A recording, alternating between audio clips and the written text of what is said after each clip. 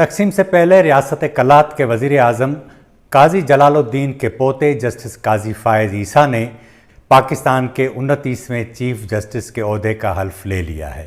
ان سے حلف اسی صدر عارف علوی نے لیا جس نے قاضی فائز عیسیٰ کے خلاف اثاثوں میں اضافے کا ریفرنس سپریم جوڈیشل کونسل کو بھیجا تھا۔ اپنی حلف برداری کی تقریب میں چیف جسٹس قاضی فائز عیسیٰ نے خلاف توقع اپنی اہلیہ کو ساتھ کھڑا کر کے نہ صرف ایک روایت قائم کی بلکہ صدر عارف علوی سے بھی انتقام لیا۔ اس رسم نے